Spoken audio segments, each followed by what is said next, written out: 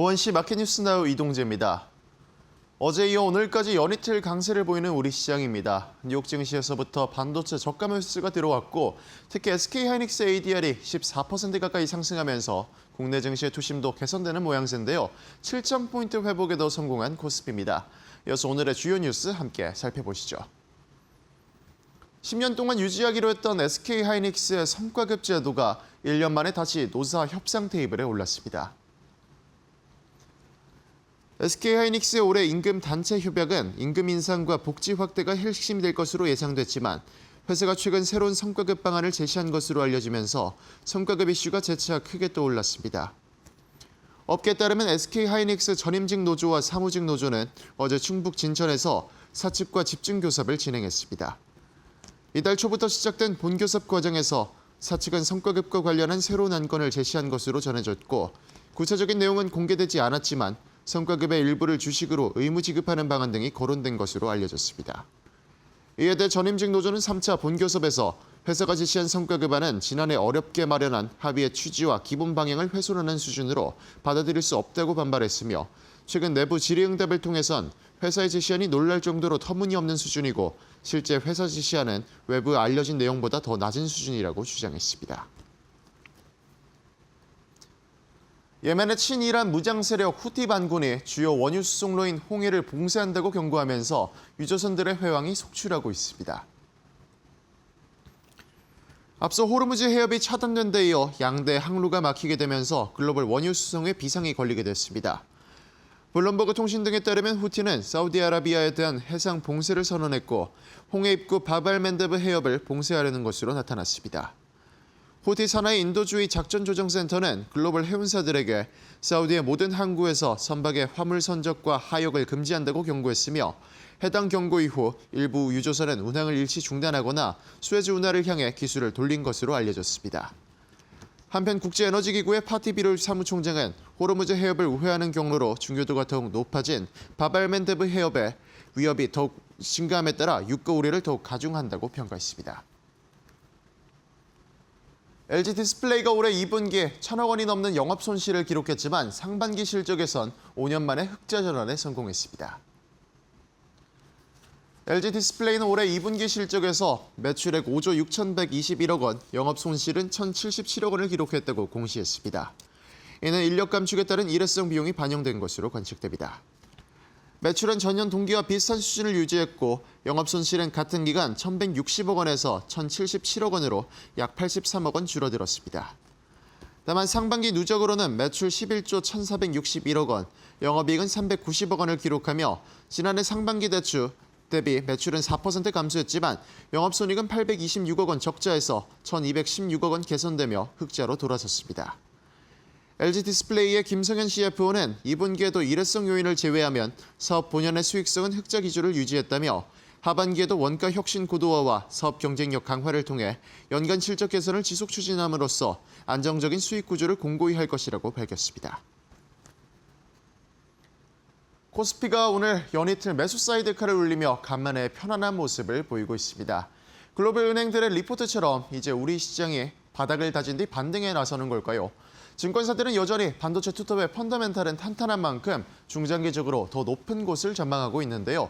회복 기대감이 이어지고 있는 오늘 시장에 맞는 맞춤 전략도 저희와 함께 알아보시죠.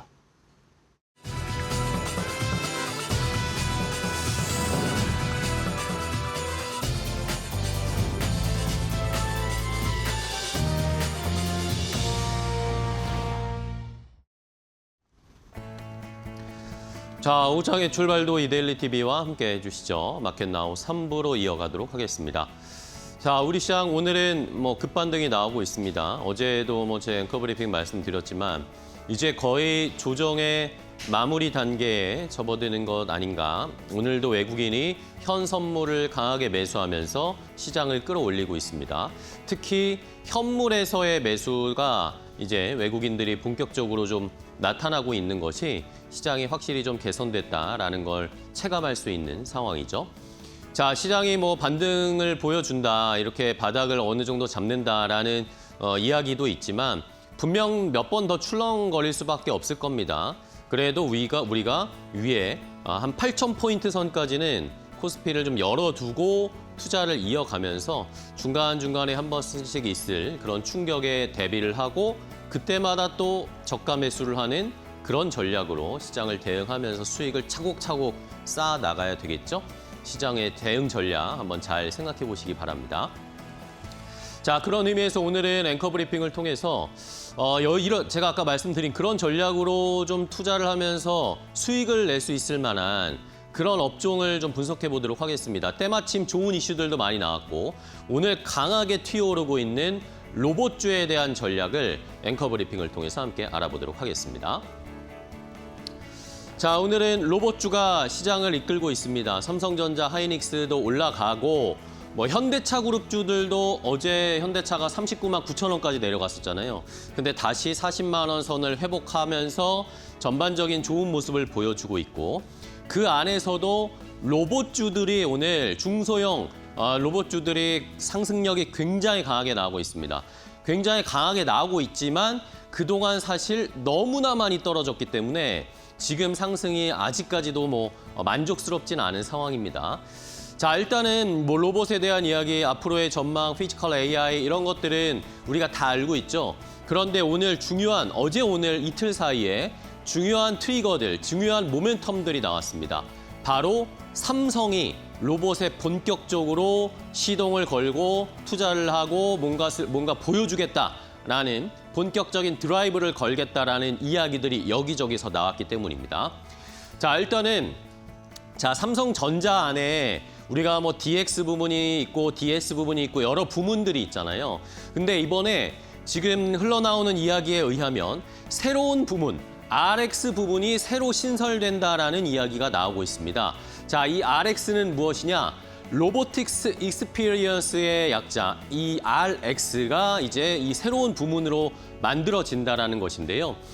RX 사업 추진실을 만들어서 이 노태문 대표이사의 직속 기관으로 만들어서 로봇에 조금 더 드라이브를 걸겠다라는 움직임을 보여주겠다라는 거죠. 로봇 사업을 전담하고 대표이사의 직속으로 운영이 되고 이러면서 삼성전자 내에서 AI 그리고 휴머노이드 로봇의 사업을 본격화하겠다라는 움직임의 증거가 되는 것입니다. 본격적으로 삼성이 이제 로봇에 뛰어들겠다라는 거죠.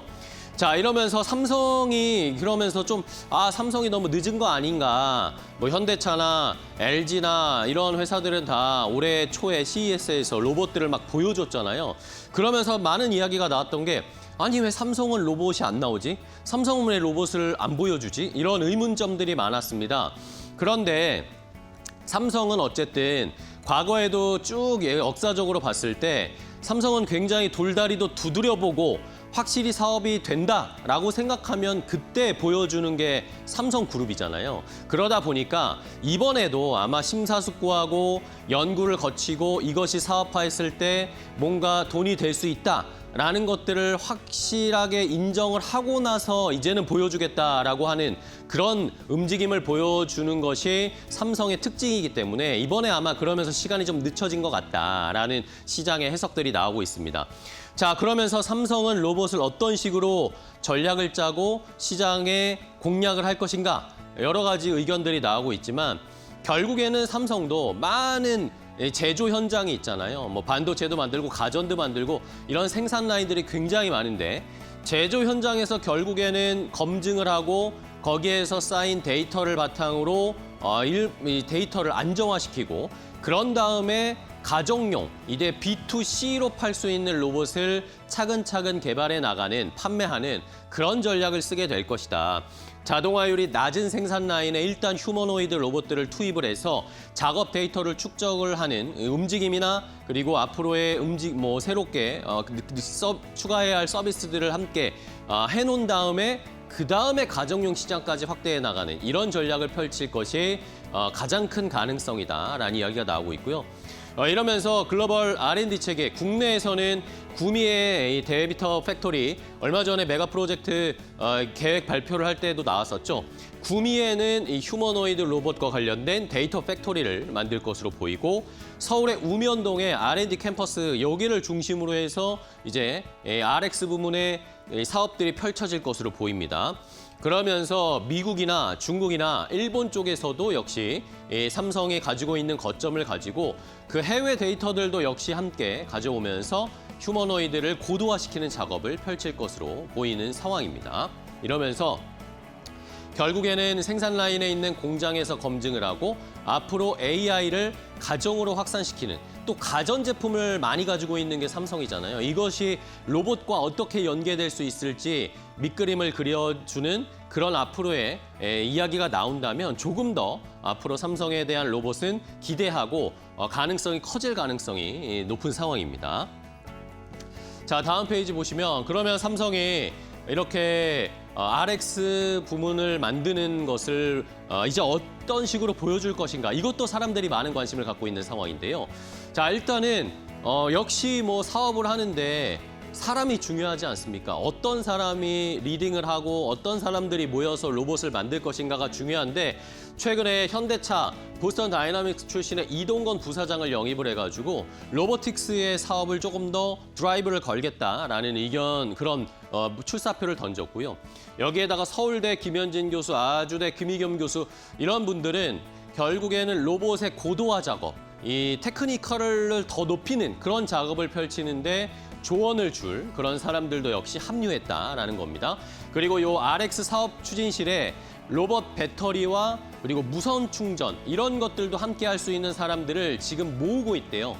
파견식으로 지금 RX 사업 추진실을 만들어서 인재들을 모으고 있는 작업을 펼치고 있는 것으로 확인이 되고 있고요. 그러면서 이런 것들의 결과물은 이제 차근차근 현장에서 쓸 수 있을 만큼의 그리고 실제 눈으로 볼 수 있을 만큼의 제품들을 만들면서 아마도 내년 CES 2027년 1월 CES에서 삼성이 본격적인 휴머노이드 로봇을 공개하지 않을까라는 예상들이 나오고 있습니다.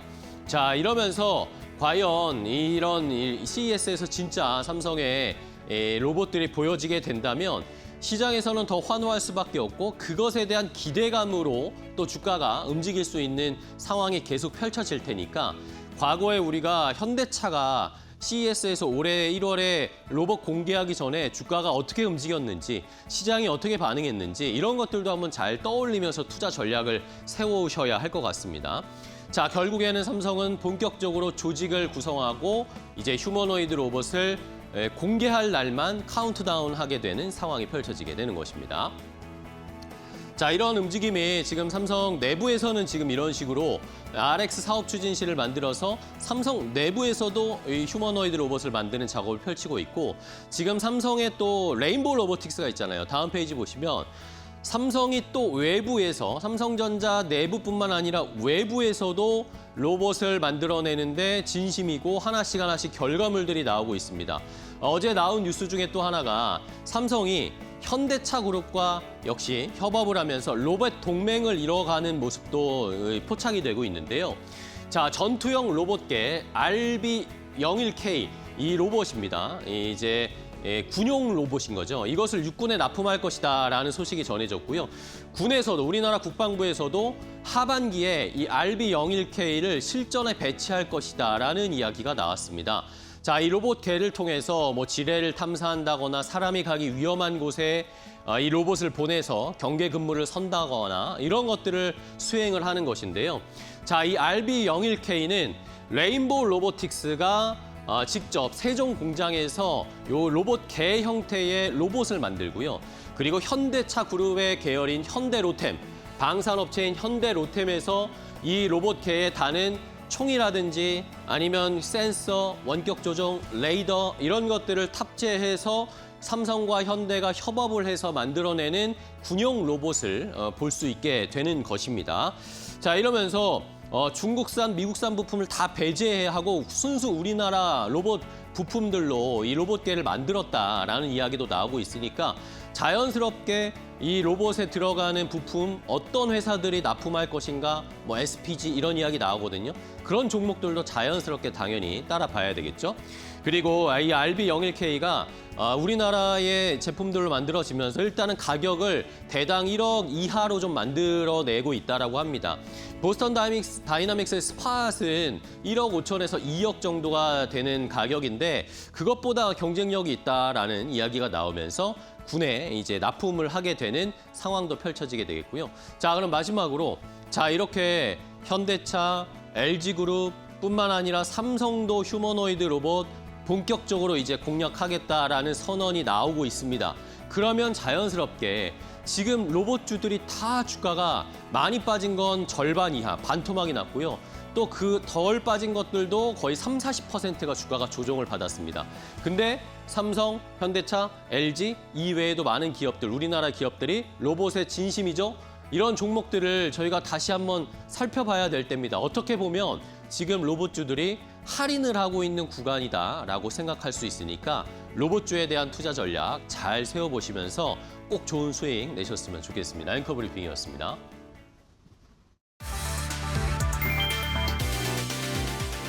글로벌 투자은행 UBS가 올해 S&P 500 전망치를 8,100으로 전격 상향했다. 골드만삭스와 모건 스탠리에 이어 월가 공룡들이 일제히 증시 폭등에 표를 던졌다. 연말까지 최고 8% 이상 추가 상승할 것이라는 파격적인 분석이다. 엔진은 역시 멈추지 않는 AI 거품론 속 진짜 실적이었다. UBS는 S&P 500 기업의 올해 실적 성장률이 시장 예상치를 뛰어넘는 28%를 기록할 것으로 내다봤다. 쏟아지는 반도체 주문을 감당하지 못할 정도로 기술주들이 증시를 강력하게 견인했다. 월가의 눈높이는 이미 내년 8,900선까지 치솟았다. 멈추지 않는 AI 광풍 속에서 미국 증시가 어디까지 솟구칠지 전 세계 투자자들의 시선이 쏠리고 있다.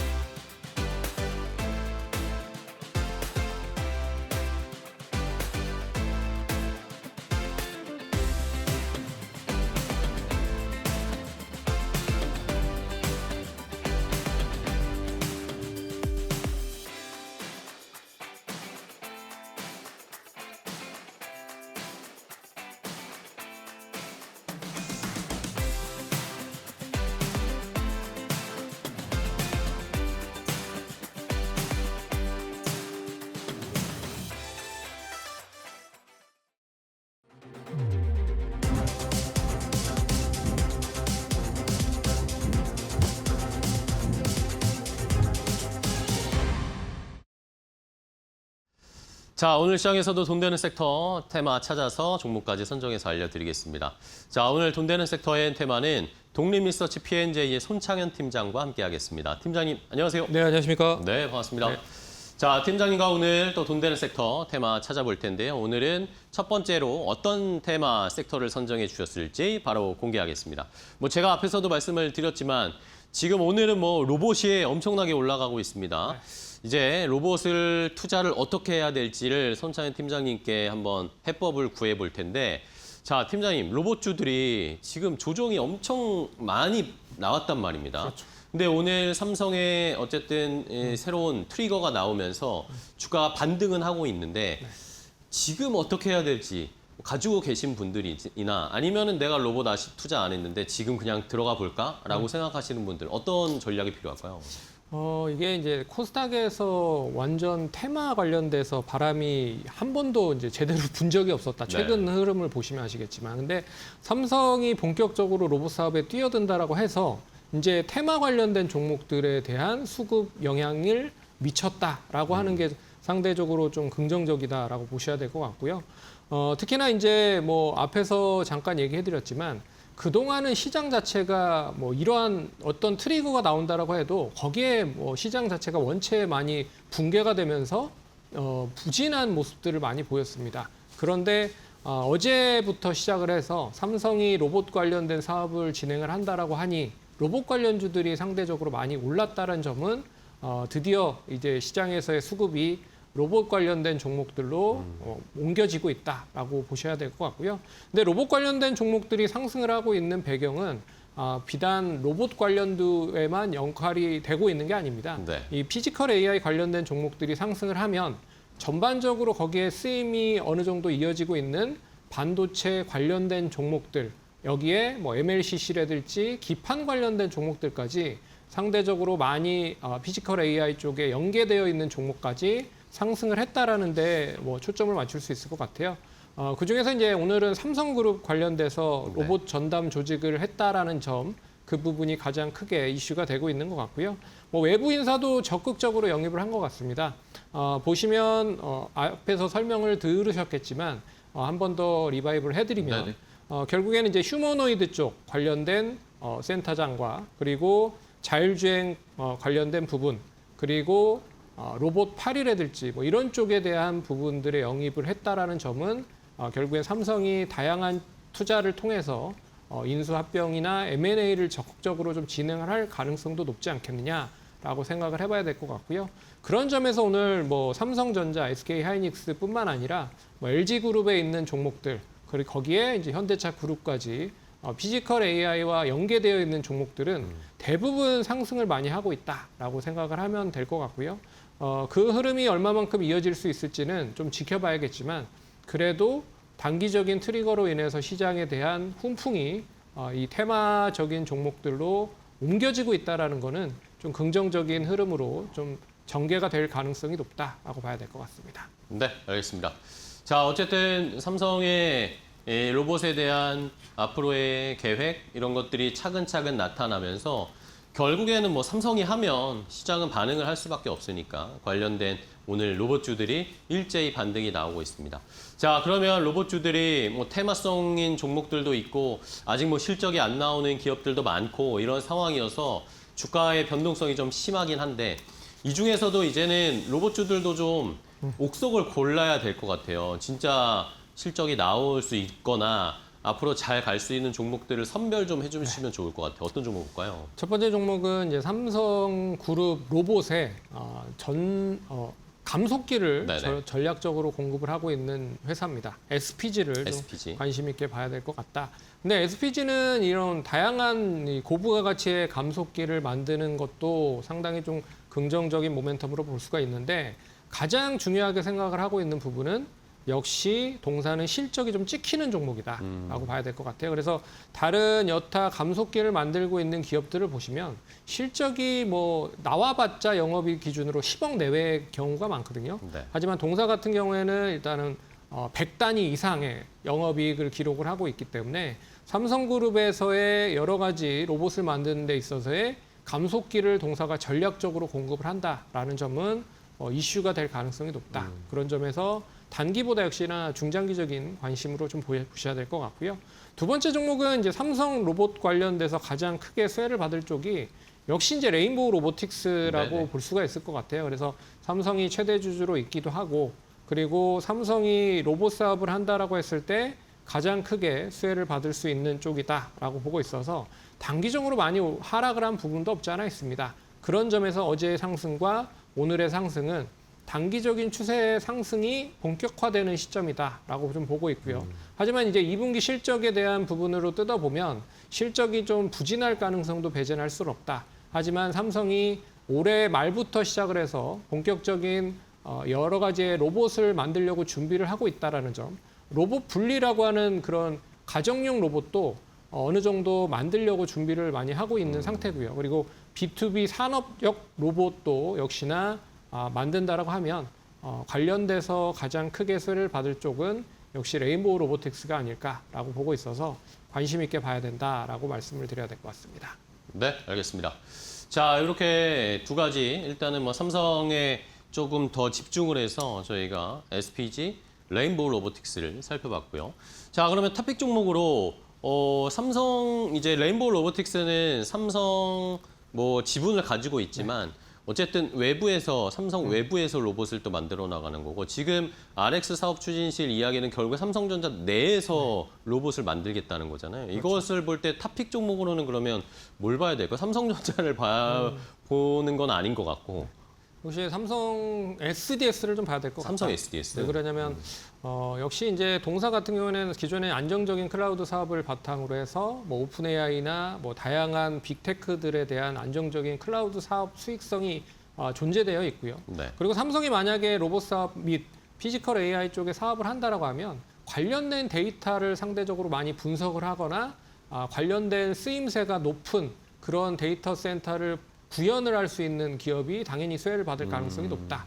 그런 점에서 삼성 SDS는 뭐 구미뿐만 아니라 동탄, 해남 쪽에서의 데이터 센터에 대한 역량도 계속 쌓아지고 있기 때문에 삼성그룹 내에서의 피지컬 AI 사업을 진행을 한다라고 했을 때는 동사의 데이터 센터를 무조건 사용을 할 가능성이 높다라고 하는 부분을 보셔야 될 것 같고요.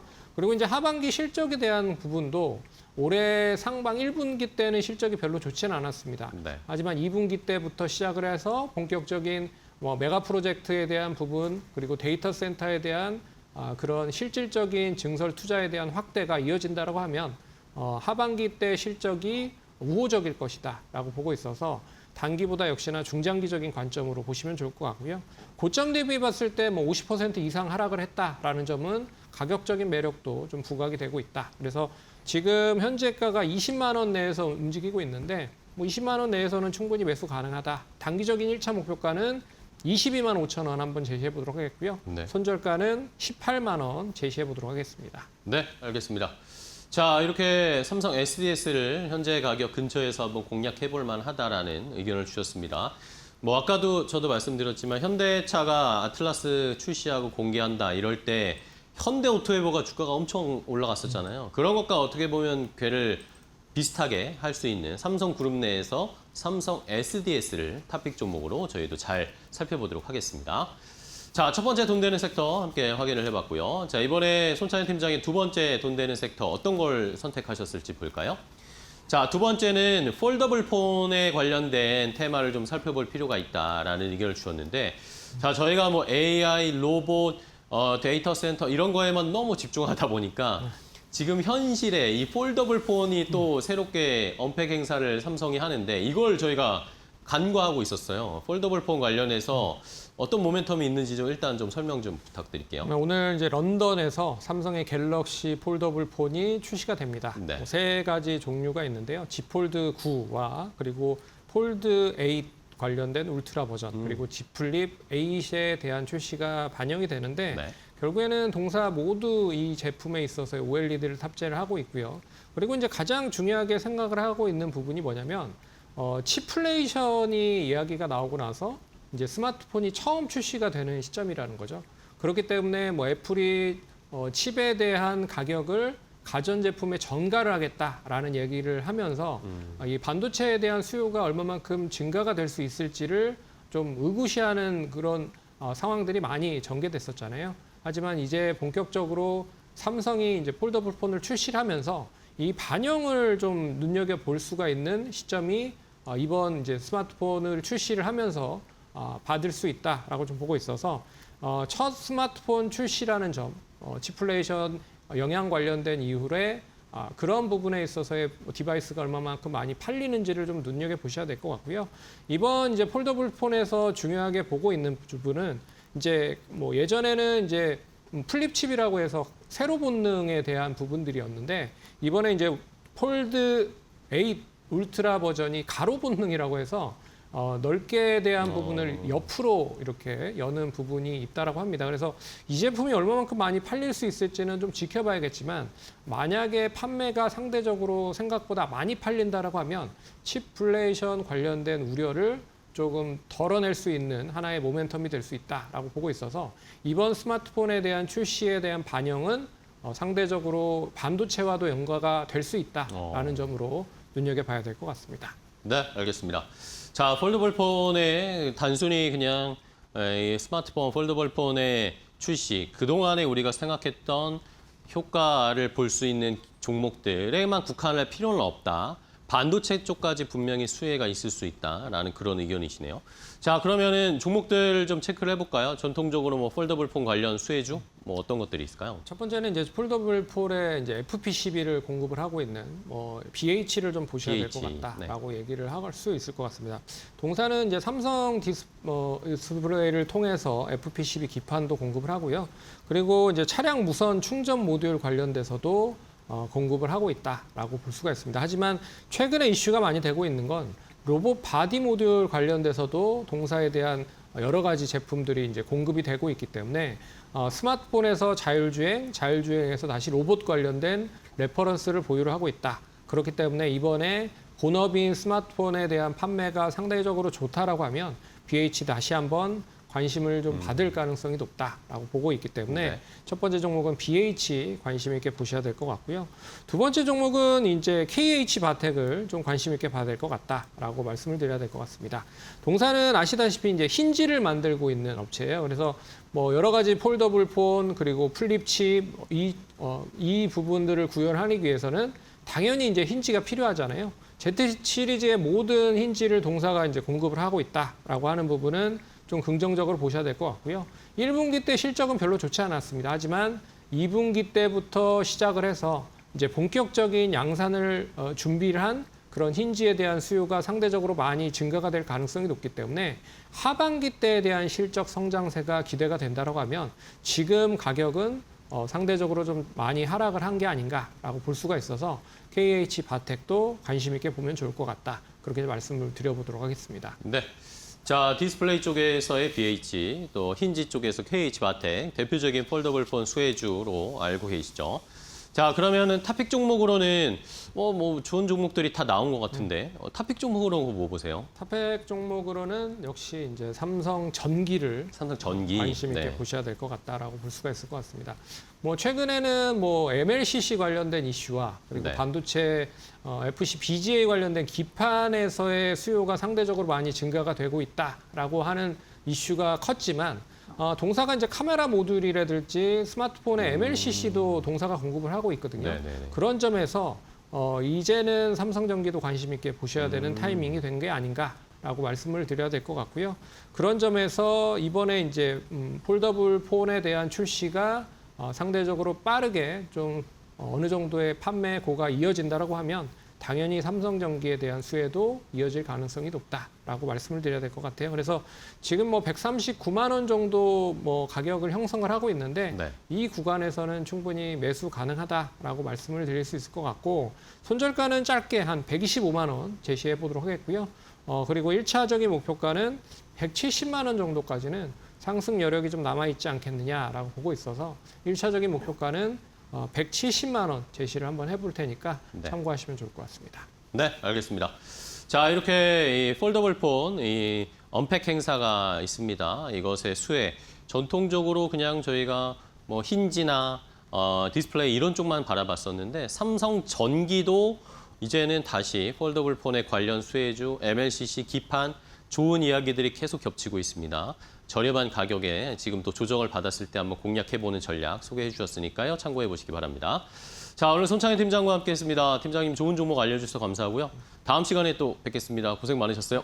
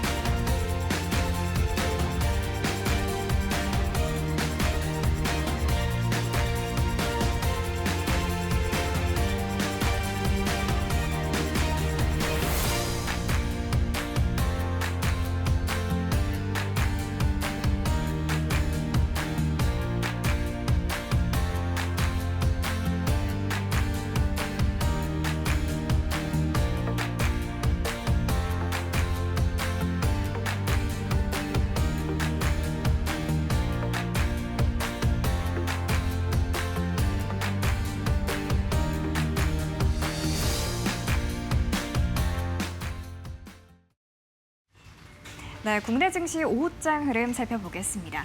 오늘 우리 양시장 장 초반부터 기분 좋은 상승 랠리 달리고 있습니다. 특히 코스피는 장 초반에 매수 사이드카까지 발동이 됐는데요. 오늘 로봇과 반도체를 중심으로 기술주 투심이 상당히 뜨겁습니다. 이어서 오늘 지수 상황 조금 더 자세히 살펴보겠습니다. 오늘 양시장 동반 강세 보이고 있는데요. 오늘 코스닥보다는 코스피가 상당히 뜨겁습니다. 현재 구간 4.7% 넘게 오르면서 7천선 위를 웃돌고 있고요. 지금 장 초반인 9시 6분경에는 매수 사이드카도 발동이 됐습니다. 현재도 큰 조정 없이 상승폭 유지해 나가고 있고요. 코스닥 3% 넘게 올라주면서 776포인트 진행하고 있습니다. 이어서 자세한 수급 상황도 함께 살펴보겠습니다. 오늘 유가증권 시장에서는 외국인이 홀로 담아내고 있습니다. 2조 원 넘게 담아내는 반면 개인은 1조 8천억 원가량의 물량을 덜어내고 있습니다. 한편 코스닥 같은 경우에는 개인이 홀로 매수 우위 점하고 있습니다. 메이저 주체는 함께 팔자세 보이고 있다라는 점은 아쉽습니다. 이렇게 수급 상황까지 함께 살펴봤고요. 오늘의 특징 섹터도 두 가지 함께 살펴보겠습니다. 먼저 로봇주 함께 살펴보도록 하겠습니다. 지금 로봇주 일제히 상승 랠리 달리고 있는데요. 최근에 이 삼성전자가 로봇 사업에 본격적으로 박차를 가하겠다라고 밝혔죠. 로봇 사업 추진실을 신설을 했고요. 19조 원을 들여서 경북 구미에 거점을 마련하겠다라는 이야기도 나왔습니다. 이 소식에 삼성전자 로봇 협력사들 일제히 상승 랠리를 펼치고 있습니다. 관련된 종목들 시세 함께 체크해 보겠습니다. 현재 구간 코스모 로보틱스와 TXR 로보틱스, 아이로보틱스까지 상한가 유지하고 있습니다. 한국 PIM도 23% 급등세 펼치면서 현재 구간 5만 3천 원선 진행하고 있고요. 두산 로보틱스도 오랜만에 시세 분출하고 있습니다. 11% 유지하고 있습니다. 이어서 두 번째 특징 테마로 광통신 함께 살펴보시죠. 간밤 미국 시장에서 광통신 종목들 분위기가 상당히 좋았습니다. 특히 대장주인 루멘텀 홀딩스가 지금 증권가에서 목표 주가 상향 리포트가 나오면서 9% 가까이 상승하면서 마감하기도 했는데요. 지금 아무래도 AI 고점론이 조금은 완화되면서 인프라 쪽으로도 매기가 유입되고 있는 것으로 풀이됩니다. 우리 시장도 그 훈풍을 조금은 받아가는 듯한 분위기인데요. 관련된 종목들 시세 함께 체크해 보겠습니다. 성우전자가 12%로 가장 크게 튀어오릅니다. LS도 9% 강세 붙어가면서 30만 원 선까지 안착을 했고요. 빛과전자도 7% 강세, 대한광통신도 만원 선 위로 올라섰습니다. 라이콘까지 빨간불 들어오면서 오늘 광통신 종목들 분위기 좋습니다. 이렇게 오늘 특징 섹터도 두 가지 함께 살펴봤고요. 지금까지 오후장 분위기 전해드렸습니다.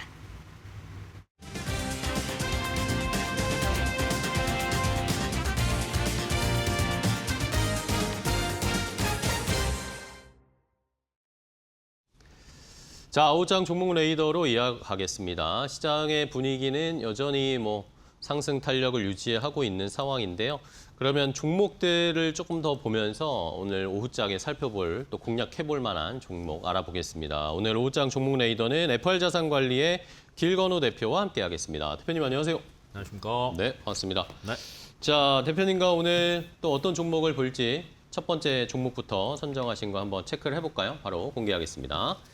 자, SK하이닉스 봐야죠. 반도체를 일단은 어제 오늘 반도체가 조금씩 반등이 나오는데 요거를 이제 어떻게 봐야 하느냐 이죠. 네? 다들 깜짝 반등이냐? 예, 깜짝 반등이냐, 네. 이제 추세적으로 반등을 다시 할 것이냐, 흔한 말로 300만 원까지 가냐. 네, 어떻게 보세요? 눈빛이 흔들리는 거 보니까 본인도 그렇게 아직 미심쩍다라고 생각은 하잖아요. 그쵸. 아직 네. 얼마 안 됐으니까. 맞아요. 그리고 아직까지는 확인할 건 많다. 네. 라는 거는 대부분 알고 계실 거고요. 다만 최근에 변동성이 굉장히 심했잖아요. 삼성전자도 심했죠. 많이 빠지고 SK하이닉스도 많이 빠지고 그러다 보니까 걱정하시는 분들이 굉장히 많았는데 네. 최근에 10거래일로 쭉 본다라고 하면 그래도 외국인과 기관이 제일 많이 산 게 SK하이닉스입니다. 네, 그러면 이렇게 생각을 해보시는 것도 좋을 것 같아요. 우선은 저가 매력도가 충분히 부각되고 있다. 라는 관점으로 외국인들이 조금 접근을 하고 있고요. 오늘 시장에서도 사실은 SK하이닉스를 조금 많이 샀어요. 네네. 오후장은 제가 체크는 못하고는 왔지만 오전 전까지는 괜찮았고요. 네. 그럼 왜 살까라고 이제 본다라고 하면 크게 두 가지가 남아 있습니다. 첫 번째는 지금 알파벳의 실적 발표가 예정되어 있고요. 네, 그다음에 SK하이닉스의 실적도 예정되어 있는데 괜찮아요. 좋아요. 네. 네, 알파벳 같은 경우에는 투자 관련해서 지금 구간에서는 더하면 더했지 줄인다라고 얘기하는 건 쉽지 않을 것 같습니다. 네. 뭐 이유인즉슨 기존에 AI 프로그램들 뭐 많이 쓰실 텐데 저는 개인적으로는 3강 체제였다라고 봐요. 네. 네, 클로드, 그다음에 챗 GPT, 제미나이. 제미나이. 네, 근데 요새 제미나이가 업데이트가 늦어졌단 말이에요. 네. 그래서 거의 이제 2강 체제로 가고 있는데 그럼 여기서 알파벳이 이걸 놓을 거냐? 그건 아니라는 거죠. 그쵸. 네, 그러면 이제 공격적인 증설을 할 수밖에 없는 구간이라고 보시면 될 것 같고 그럼 이거 넘어가고 SK하이닉스 실적을 보셔야 되는데 지금 1분기 때 영업이익률이 미쳤죠. 72%. 네. 2분기 때 예상 영업이익이 76%입니다. 76. 네, 여전히 미쳤습니다. 네. 네, 그래서 시장에서는 조금 저가 매력도에 기대감도 있다 보니까 들어오고 있는 것 같고요. 그다음에 지금 구간에서 최근에 SK하이닉스가 인텔의 미국 오하이오 공장을 네. 인수하겠다. 그거 나왔던데. 네, 라는 뉴스가 나왔어요. 그러면 이제 현재 구간에서 하이퍼스케일러들의 투자에 대한 이야기가 계속 나오잖아요. 보수적일 네네. 수도 있다. 그래서 조정을 받고 있는데 이 구간에서 왜 할까요? 가능성이 하려고 있으니까. 하니까, 네. 네, 가능성이 있으니까. 그리고 어차피 투자해야 되는데 이왕할 거면 새로 부지지어서 하는 것보다 이미 그쵸, 있는 네. 거에 해버리면 되니까. 그렇죠. 사실은 이게 인텔이 오하이오 공장에 기초 공사는 끝냈어요. 근데 폐업은 안 넣었어요. 왜냐면 본인들이 따라가기에는 애매한 거죠. 증설 잘못했다가 본인들이 덤태기 쓸 수도 있으니까. 근데 거기서 멈춰 있었는데 하이닉스 입장에서는 기초 공사하는데 또 1년에서 1년 반이잖아요. 그렇죠. 돈도 이거 많이 패스하고 넘어가 버리니까 2년 예를 들면 2, 3년 걸릴 거 1년, 1년 반으로 확 땡기는 거예요. 그럼 이제 잘 보세요. 사이클이 괜찮으니까 1년 반, 2년 뒤도 괜찮아서 공정 인수 추진하는 거죠. 네, 그러면 올해 상반기 때 SK하이닉스 400만 원 뷰 나올 때 반도체 업황이 28년까지 좋다였어요. 네. 그럼 저는 이 업황이랑 지금 공장 증설이랑 맞아떨어진다고 봐요. 네, 그래서 기존 사이클과는 조금 다르다. 그리고 이제 저희가 계속 피크아웃 이야기를 할 때 반도체는 사이클 산업이다 이런 얘기를 네네네. 정말 많이 하잖아요. B2B 매출 비중을 보시면은 기존과는 다르다라는 걸 확 느끼실 수 있을 네. 겁니다. 예를 들어서 지금 딱 17년도 기존에 그 전에 반도체 사이클 좋았을 때가 B2B 매출이요 30% 정도밖에 안 했어요. 2017년에. 17년에 네. 딱 9년 전이죠. 근데 올해랑 내년까지 하면은요 최대 70%까지 늘어난다라고 이야기를 하고 있어요. 네네네. 그럼 뭐냐면 빅테크랑 AI 데이터 센터에 들어가는 게 훨씬 더 낫고요. 뭐 치플레이션 얘기하고 예를 들면 뭐 애플이 지금 가격 올린다라고 했죠. 네네. 삼성도 따라서 올릴 거예요. 그럼 다른 애들도 가격 올라가면 B2C 판매가 둔화되는 거 아니야라고 생각하실 수 있는데 아니에요. 문제가 안 된다라는 거죠. 또 예를 들면 B2B로 꾸준하게 AI 데이터 센터에 투자를 했습니다. 그러면 그 AI 데이터 센터에서 어찌됐건 생성형 AI 프로그램이든지 네네. 아니면 여러 가지 AI 에이전트든지 요즘에 쓰는 사람들 많잖아요. 네네. 그럼 이것도 점점점 토큰 소비량이 늘어날 거예요. 그렇죠. 그럼 기존 노트북과 기존 핸드폰과 이거를 빨리 따라갈 수 있느냐?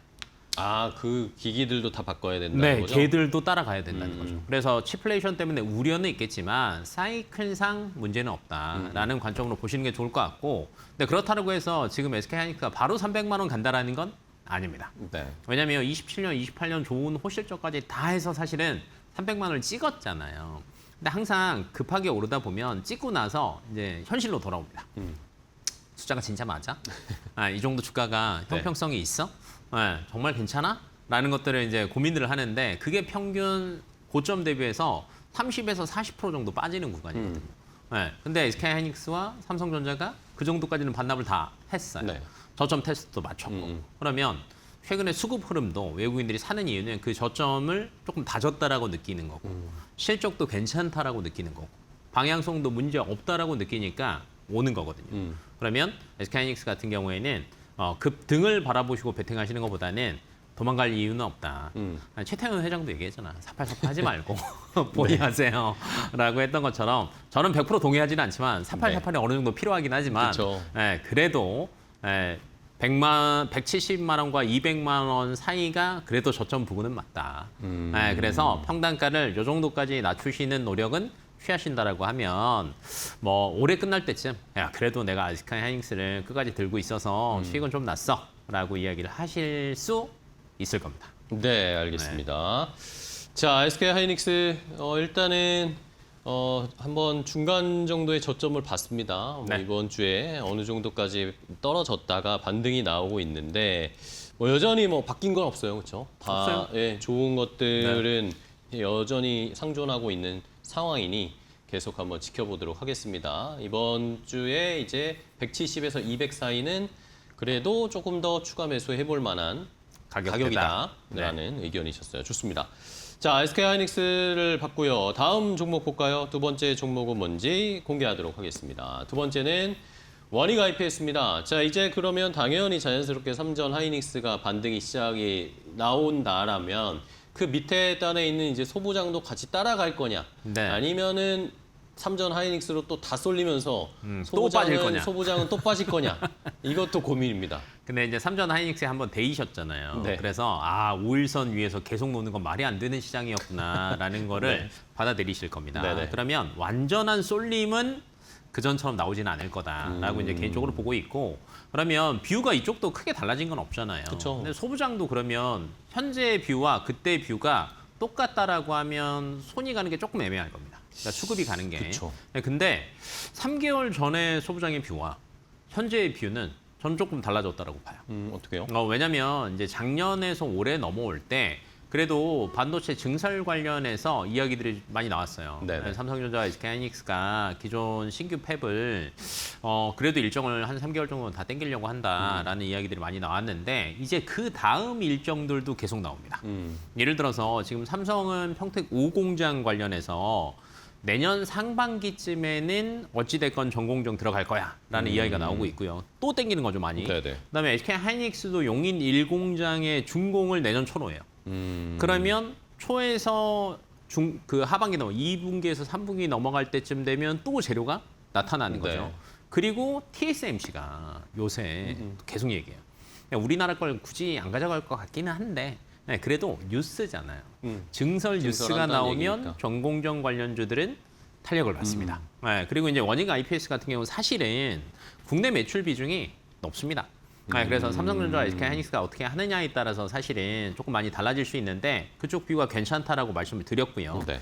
하지만 해외 수출도 저는 나쁘지 않다라고 보는 게 지금 TSMC 쪽은 막 그렇게 급증할 것 같지는 않아요. 하지만 TSMC 입장에서도 갑작스럽게 증설을 많이 하잖아요. 네. 그러면 기존 예를 들면 증착이랑 이런 친구들 것만 다 갖다가 쓸 수는 없습니다. 네, 그러면 어느 정도 물량 확보는 우리나라 소부장 기업들한테도 떨어질 수 있다라고 보고 있고 저는 이제 중국 쪽도 봐요. 네, 중국 같은 경우가 지금 CXMT랑 YMTC가 얘네들도 대규모 증설한다라고 이야기를 하고 있거든요. 그쵸, 예. 네, 돈 끌어당기면 뭐 할 거예요? 증설하겠죠. SK하이닉스가 보여줬잖아요.